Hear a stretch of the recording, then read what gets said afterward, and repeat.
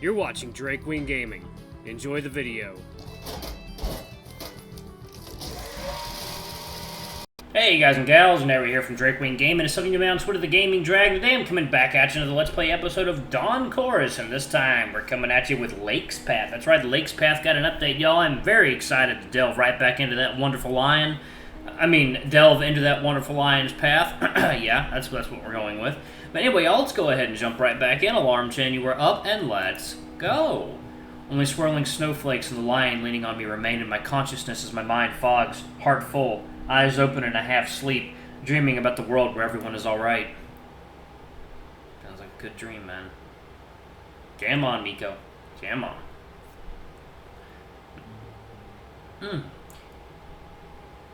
Leaning against the window frame, I watched the circular face of the moon, seemingly flat, emerging from the clouds only to hide again a second later. It's such a pretty view. The night sky never looks the same, ever. Come to think of it, if I wasn't looking at it now, I'd never have the chance to see it. But where's Lake? I glanced at my watch. Only 2 minutes have passed since I last looked. Turning my eyes to the sky again, I sigh. I don't like waiting. I can't really focus on anything when I'm anticipating something else. He said he would go to the sauna after he talks with Rune and apologizes again, but it's been almost 20 minutes and there are no signs of the lion yet. Maybe they're still talking? It's not impossible. Groups of students passed me by. Their chatting dotted by an occasional burst of laughter. A sudden feeling of disconnection opens up inside me. They're all inside their bubbles, not even touching mine as they pass me in the corridor, sometimes only glancing in my direction. I know nothing of them, and they know nothing of me. I'm in my own bubble, my own world, with Lake, Jorgen, Miko, and the rest. These are the friends I care about, even if it was pure chance that we crossed each other's paths, and I could have as well ended up in any other of the groups. How can one enter another bubble? An urge rises up in me, to walk up to someone else and talk, but even if we did for a moment, wouldn't I still be a stranger? I sigh and press my head to the window.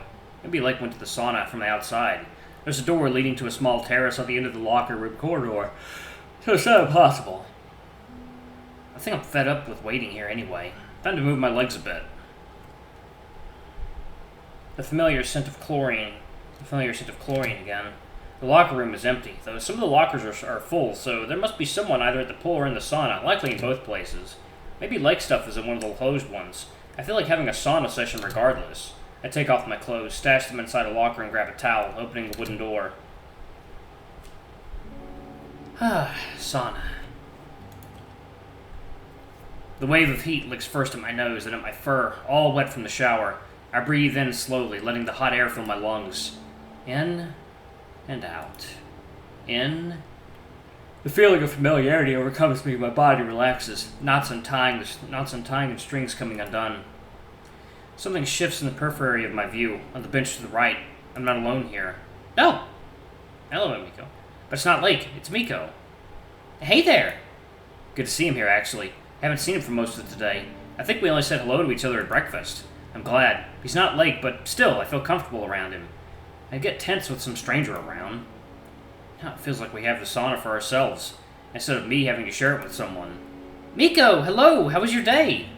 Quite good. I went to a record store and then Bjorn took me to a cafe that was nearby. How about you? Quite nice, too. Rune had an idea to go to a tea house. I joined him with Jorgen and Lake. It was nice. The tea menu had like 60 pages. We ended up trying 4 different teas, and they were very different. I speak trying to come up with more things to say. Since when were our conversations so stiff and formulaic? What has happened to us? Oh, one second. Coffee time.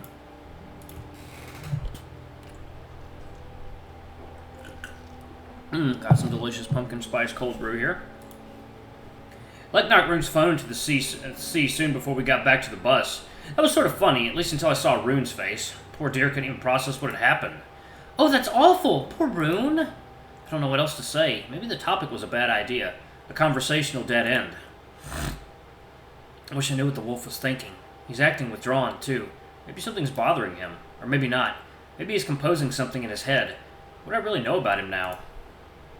I look down at my paws. I often do when I get nervous. I wonder if others notice and how obvious it is, but focusing on them helps me relax. I held Lake's paw in them just an hour ago. I remember suddenly holding them together. We're ships at sea drifting in all directions. 2 padded paws holding mine.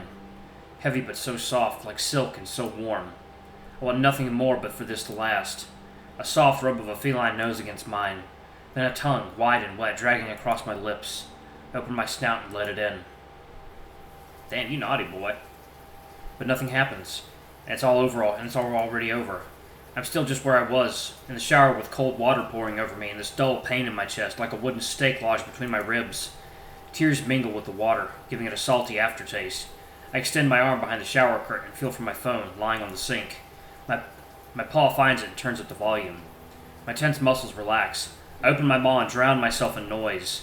I think of nothing at all. The water flows down my fur, and I imagine myself dissolving in it, circling around the drain. Almost mechanically, I start rubbing the shampoo into my fur. I wash the last remnants of his scent from me for the final time. The thought hurts like an icy knife cutting through me. I turn off the shower and leave, dripping wet. Drying my fur with a towel, I catch a glimpse of myself in the mirror and freeze. My eyes trace the contour of my jaw, and I wince. So sharp and masculine. Wet fur clinging to my body. I inspect centimeter after centimeter of my face. My thick eyebrows, my wide snout. At least my shoulders are thin.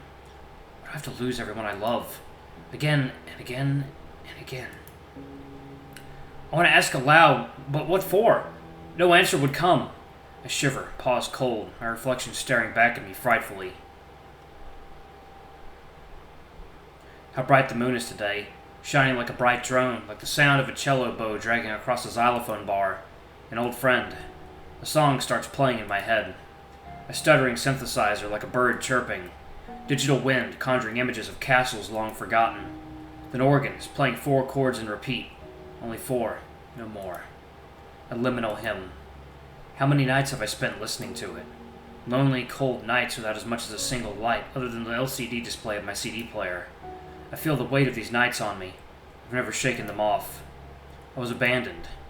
Lying on the floor, hard wooden panels under my back, I listened to John imbalance those fantastic artifacts that seemed to hold some ancient purpose, searching for something that could bring you back to me. But you never answered. Why do we talk now, sitting opposite each other here, in a foreign country in the middle of nowhere, reunited, once again together? I never expected it. I never wanted it either. But I kept thinking about it, like a vinyl record skipping backwards, the same scenario repeating like a nightmare attacking when I was least expecting it. But now that we're together again, where's my anger? Hang on, water time.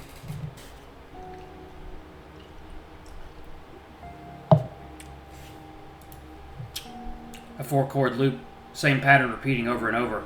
This is where I find my comfort. But for how long has it been? When is the time to get up, lift the needle, and leave? What are you thinking about? Music. Miko. He seems so distant, eyes gazing outside, somewhere beyond the horizon. Have I ever known him? The person I used to call my closest friend. I thought I did, but I no longer know. Maybe everything I thought about him was off. All I can do is guess. Guess and ask, but he doesn't have to tell me the truth. All we ever do is guess. We build our models of others, who they are, how they might feel, what they might be thinking. We change them all the time, sometimes shaping them closer to the person they represent, but sometimes our guesses are completely off. And still, they're just models. They're inside us, a part of us, apart from the outside world. How do I break the wall between us and touch the true Miko, when I can't even think of anything to talk about with him?